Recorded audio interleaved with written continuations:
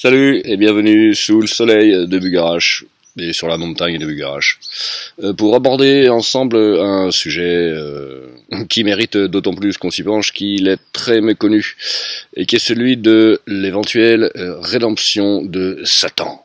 Et oui, car si le mal a eu un début, je vois pas pourquoi il n'aurait pas aussi une fin. Et c'est aussi l'un des enjeux de cette fin de cycle et de l'apocalypse. Pax!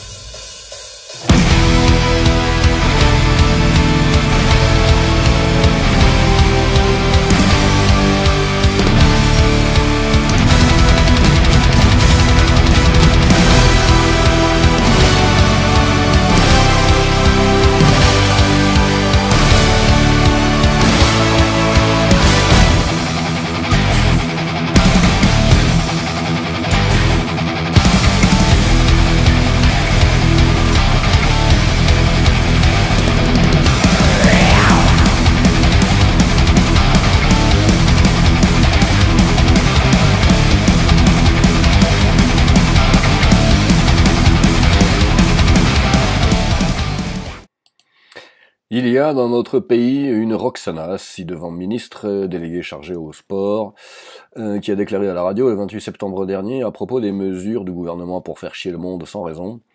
Les décisions aujourd'hui ne sont pas prises en fonction d'une réalité, qui serait celle de la circulation du virus, puisqu'on ne sait pas comment le virus se transmet clairement aujourd'hui.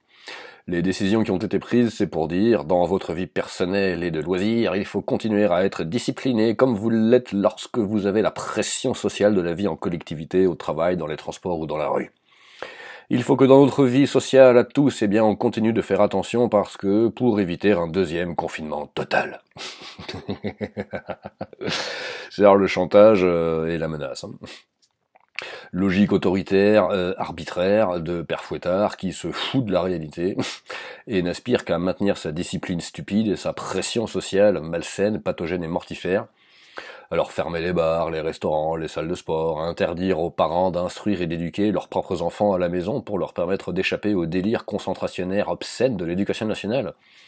Sans aucune autre raison que de maintenir le mensonge et la supercherie d'une mafia satanique aux abois et prête à tout, y compris et surtout le pire, pour entraîner un maximum de monde avec elle en enfer. La société actuelle est totalitaire, ça on avait remarqué, merci les gars. Cependant, la domination de Satan sur ce monde n'a pas à être contestée, mais simplement comprise et acceptée, ce qui permet de s'en détacher, et ainsi de la laisser crever de sa belle mort. La domination de Satan sur ce monde, c'est-à-dire le démiurge, c'est-à-dire, dixit Jésus-Christ, le prince de ce monde, et le père du mensonge, c'est-à-dire le père en particulier de tout le mensonge en général. C'est le personnage de Yahvé dans l'Ancien Testament, qui mélange les attributs de plusieurs dieux différents, mais entre autres aussi de Yaldabaoth, c'est-à-dire Satan, donc le démiurge, prince de ce monde, père du mensonge. Pourquoi sa domination n'a pas à être contestée? Mais déjà parce que d'une part, c'est la révolte de Satan qui a décidé de la création d'Adam, comme disait le comte de Saint-Germain. Ce qui implique que tous les hommes portent en eux la révolte et la chute de Satan. Donc ça sert à rien de vouloir se contester soi-même et se punir et se châtier soi-même, puisque se culpabiliser, se juger, se condamner et se faire du mal, c'est ce que veut Satan en fait. C'est une bonne partie de la ruse du diable, c'est d'arriver à faire en sorte que nous nous culpabilisions, jugions, condamnions et exécutions les uns les autres comme des abrutis. Alors certes, d'un point de vue moral, mais qui n'est que le point de vue religieux, puisque toutes les religions n'ont fait que ça, culpabiliser les gens pour qu'ils se punissent, se condamnent et s'exécutent les uns les autres. Mais du point de vue moral et religieux, qui aime bien châtie bien. Mais on s'en tape, puisque ici on est en gnose, et qu'à titre gnostique, le mal n'a pas à être condamné, mais simplement compris de manière technique, accepté et transmuté, c'est-à-dire libéré et évacué. Et la rédemption de Satan, donc la compréhension de sa logique et sa rédemption, qu'il le veuille ou pas, ça on s'en fout et ça ne change rien, mais c'est l'une des clés de la fin du cycle. Car si les voies de Dieu sont impénétrables, celles du diable ne le sont pas, et c'est en les pénétrant que celles de Dieu peuvent advenir, par lesquelles déferlent Sophia, la grâce, l'esprit, la lumière et le feu du ciel, c'est-à-dire la justice et la vérité. Donc le mot jaloux, puisque c'est le dieu jaloux, ce Yahvé de l'Ancien Testament dans sa dimension satanique, et qui se présente lui-même comme étant jaloux. Et jaloux, ça vient du latin zelosus, qui veut dire quelqu'un de zélé, qui désigne quelqu'un qui est plein de zèle. Donc zélé, jaloux, c'est pareil, c'est synonyme. Donc ça éclaire le caractère, pour le coup, autoritaire, arbitraire, violent et sanguinaire de ce dieu qui s'est proclamé jaloux à la face du monde. Car, en mode positif, la tendance au zèle n'est autre que la volonté de faire mieux que bien, de vouloir faire mieux que bien, d'aller plus vite que la musique.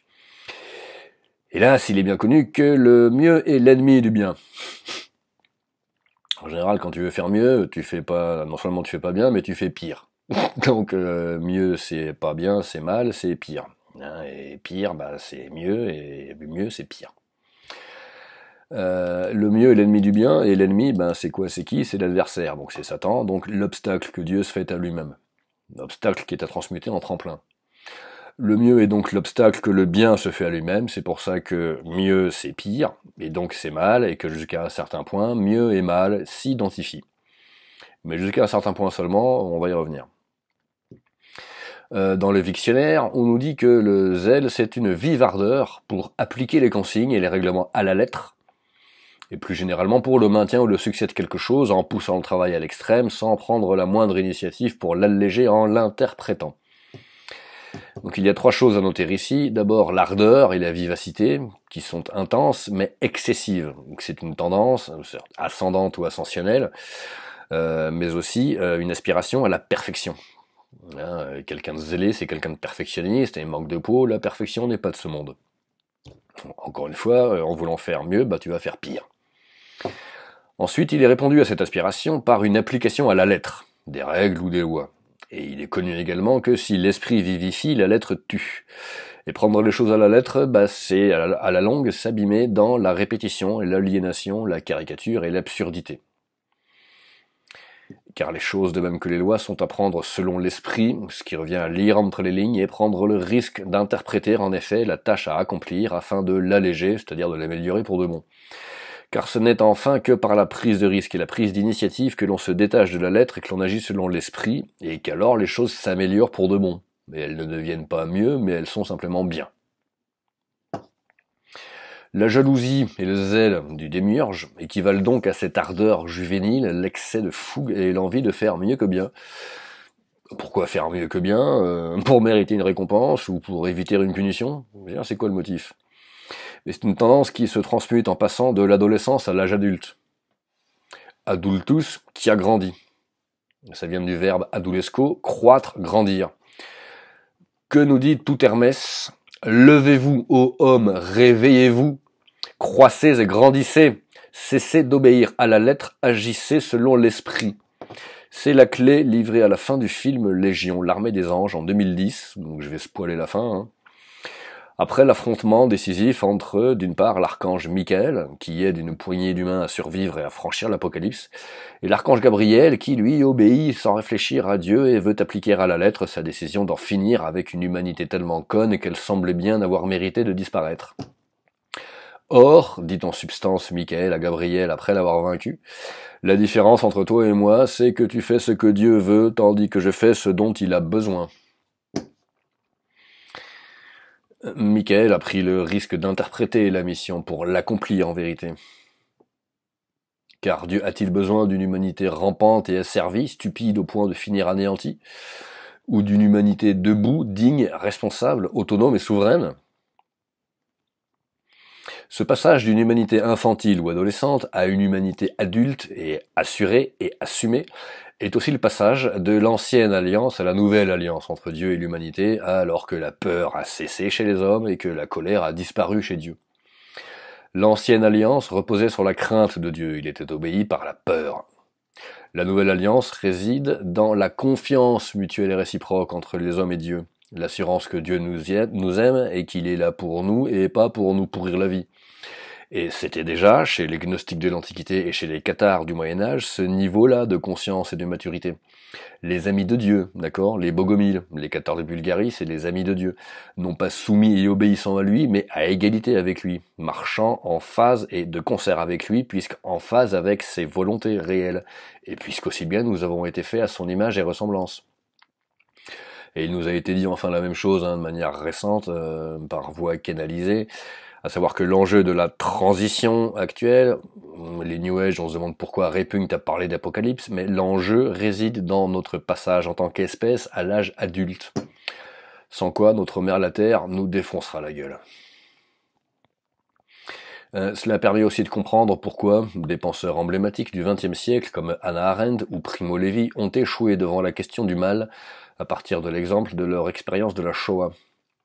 Cela se constate à travers la position qu'ils ont prise face au pardon.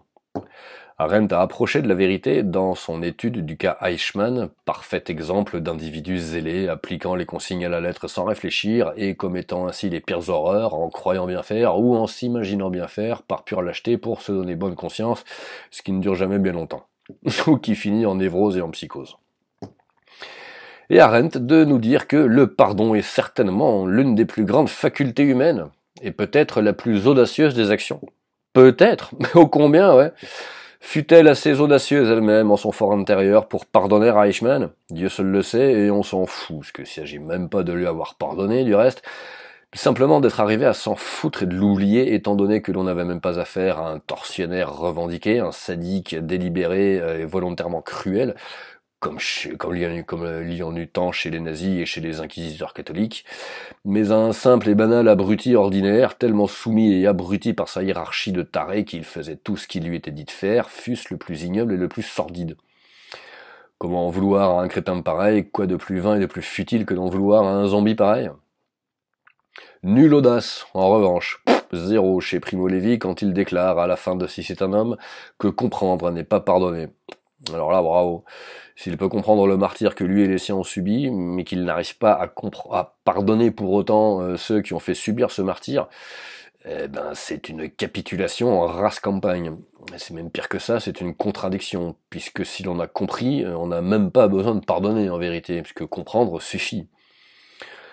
Comprendre implique aussi d'arriver à se mettre à la place de l'autre. Ça consiste à se mettre à la place de l'autre, y compris à la place de son propre bourreau, pour réaliser que le bourreau, aussi taré soit-il, a cru bien faire en son âme et conscience. Fût-ce une âme primaire et très basse et une conscience extrêmement réduite ou rudimentaire. Mais ce qui est vrai et qui est aussi aberrant que cela puisse paraître, et une fois passé la stupeur initiale, a cet appréciable effet secondaire de permettre d'arrêter de lui en vouloir et de se pourrir la vie dans la rancœur et la rancune. Et cela permet enfin, à ce stade ce n'est même plus nécessaire, mais de lui pardonner. Primo Levi n'y est pas arrivé, puisque comprendre sans pardonner, hélas, c'est non seulement manquer d'amour, mais c'est manquer l'amour.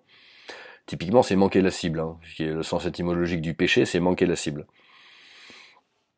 Comprendre sans pardonner, c'est manquer d'amour et c'est manquer l'amour. Ce n'est qu'une compréhension inférieure, d'ordre purement mental et rationnel, mais pas une compréhension globale, intégrale, par le cœur et par l'intuition, c'est-à-dire une compréhension intellectuelle au sens fort, c'est-à-dire gnostique, spirituelle et christique.